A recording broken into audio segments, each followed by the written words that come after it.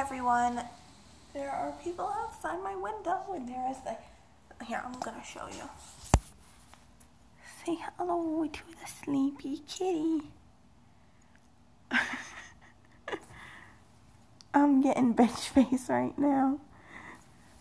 He's not very happy. Anyways, so I had just uploaded this video and then I deleted it because I didn't think I made my points very clear and I was just doing a lot of babbling. So I wrote down some things I wanted to say and thought I'd make it a little bit more clear. So the title of this is going to be how to love or how to be with someone with a mental health disorder. So I think the most specific thing and most important thing to do is that it is all in your head. Literally, it is all in your head. I think people that hear that a lot, people with mental health disorders hear that a lot. It's all in your head. And you know what? It's true, because what's in your head? Your brain. And what's an illness of? Your brain, your mental health. So duh, it's all in my head because that's where my fucking brain lives. That is the most important thing, to understand that it is an actual disorder, that it is an imbalance of chemistry within your brain, and based on this imbalance of chemistry affects behavior. The way that physical illness manifests is that you go through physical complications. You could have high cholesterol, and through this points of having high cholesterol, you get fatty buildup in your heart, and that will manifest into a heart attack. With mental health, it'll be the same thing. You have a decrease of serotonin, and it will manifest into depression. You have an increase of dopamine, and it will manifest into schizophrenia. Like that. It is a manifestation of an imbalance in chemistry within your brain that shows itself through behavior and action, through words, values, morals, expression. So it is to be valued and to be taken seriously. So for the partner in the relationship that does not, and this could be for anything, this could be for friends, parents, someone romantic, so I'm just going to refer to it as a partner.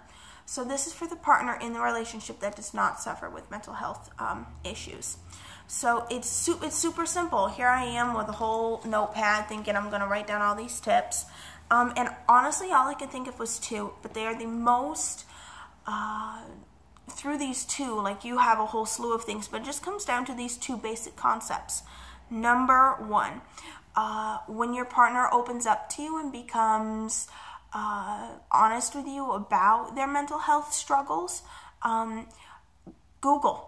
Understand the specific disorder that they are going through. If they have OCD, look up the specific form of OCD. Understand what triggers them. Know their rituals if they have any. Know their obsessive thoughts if that's how it manifests. If they have anxiety, know what triggers their anxiety. If they have PTSD, know what triggers their flashbacks. If they have borderline, understand how their impulses manifest.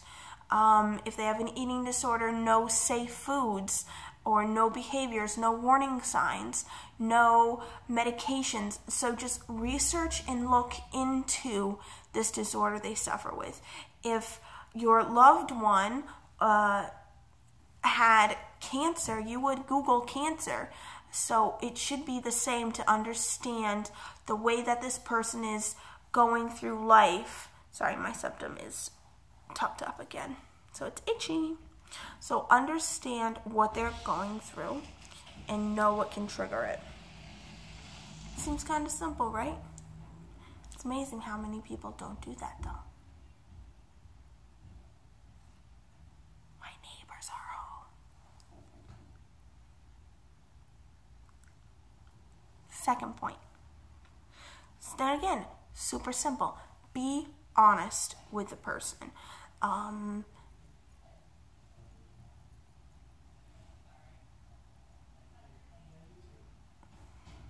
It's a pizza delivery man.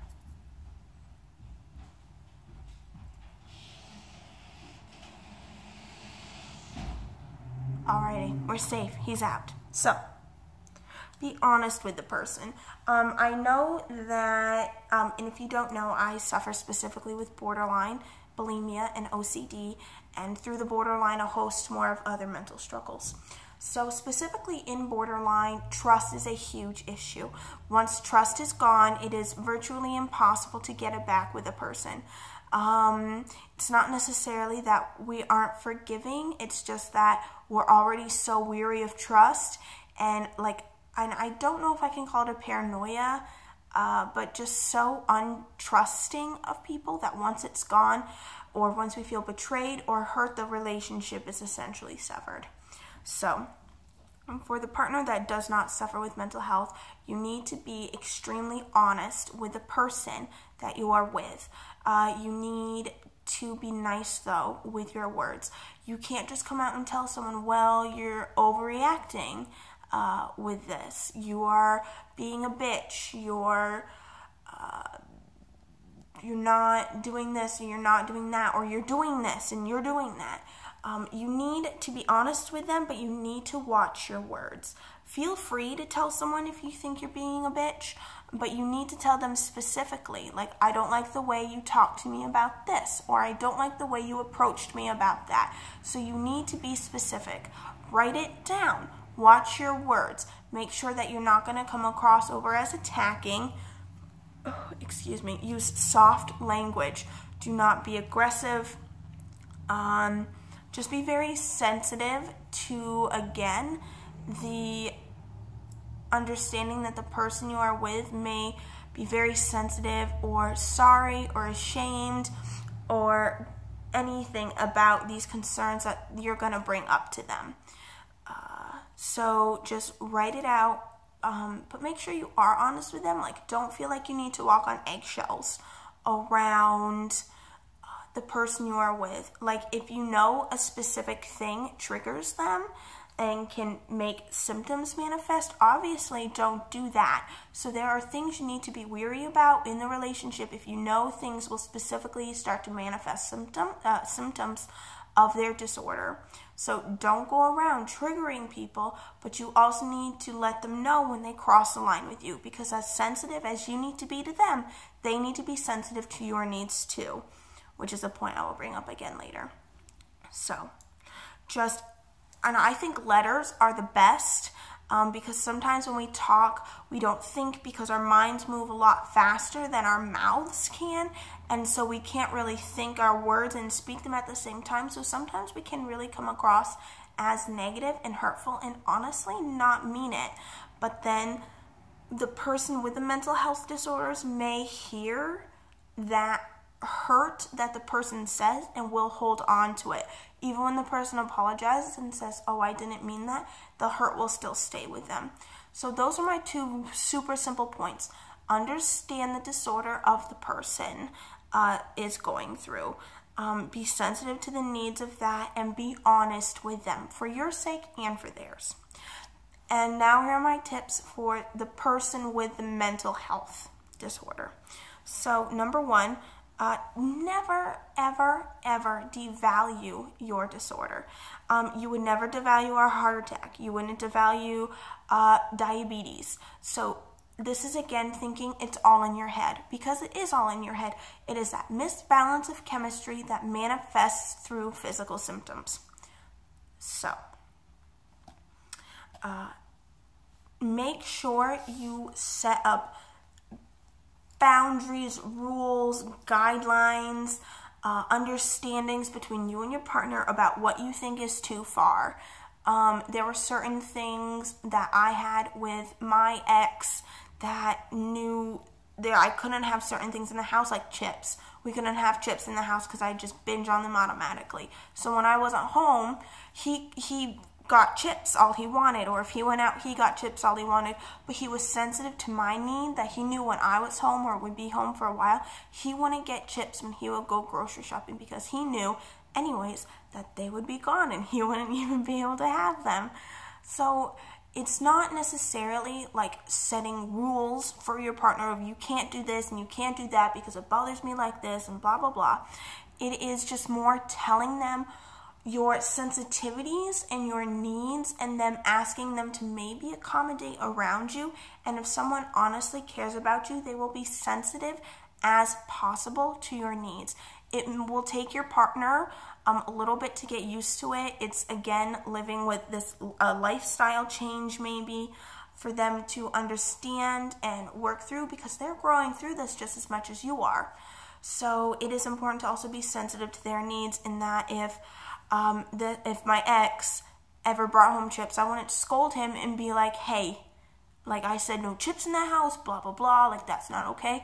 I would honestly ask him, hey, like, do you mind hiding those? Like, so he would hide food from me all the time because I asked him, because I don't want to keep him from keeping food in the house, but I also know that if I know where it is or have it, it's not going to be in the house anyway, because I'm just going to binge and purge on it. So that's a way you can work through it, that he could still have the food in the house, but I wouldn't be affected by it. There, it's called compromise. So, and also, but don't overplay your symptoms ever as well. Don't try, if you have anxiety, don't try to isolate your partner as well. Like if you have a social anxiety, don't try to isolate your partner because you feel like you can't go out, but you're really trying to, push on. And so don't feel like you need to keep your partner at home with you all the time, because it's also not fair to them to isolate them as well. And it's like the boy that cried wolf. Like, we need to take our illness as seriously as we want to take other people's illness, as we want other people to take our illness. And so if you constantly overplay symptoms or try to manipulate people with your mental health disorder, when it actually starts to become too much or overplay, people aren't going to take it as seriously, unfortunately. It's going to be like the boy that cried wolf. So that can also be super manipulating and abusive in a relationship, especially someone that would like threaten a suicide. Like, if you leave, I'm going to kill myself. Like, you cannot do that. That crosses a line. If anything, if you ever tell your partner that, your partner has even more of a right to leave you, because that is abusive to do to them. So it's, again, that honesty about knowing, like my example, what I would bring up, I guess, is going out to a party. Let's say you suffer from a social anxiety, but your partner that doesn't suffer with mental health disorders wants to go out to a party, but your social anxiety is starting to kick up and you're getting anxious and you haven't even left the house yet, and you're like, I don't know if I want to go, like I don't know if I can do this, and you just start to like manifest some symptoms. So again, this is a perfect example. Be honest with your partner. Be like, I don't know if I can do this. This is going to be really hard for me, but I don't want to isolate you, so let's set up some guidelines. If I start to feel too overwhelmed, like this is too much for me, I'm going to step out. You can stay because I don't want to keep you from your fun. But so if I need to leave, I'm going to leave, and I want you to be okay with that. And they will agree to that. And then you can also tell them, if I really start to panic, if this is too much, I may need you, and I need you to be kind of on call, on deck for me if I start to go maybe into a panic or anxiety attack, that I know that you're going to be there for me. Or you can honestly tell them, like, you go, you have fun, but it's too much for me tonight. I don't want to keep you at home. If you want to go out and have fun, but I also need you to be accepting of me of wanting to stay home. So see, that kind of open dialogue. So those are my tips. Honest, sensitivity, and know the disorder that you are working with. Those are the best things. The best thing you can do is talk it out and talk. Just talk, talk, talk. Talking is the best. So, thank you guys. That was kind of my rant and talking points. Enjoy your night.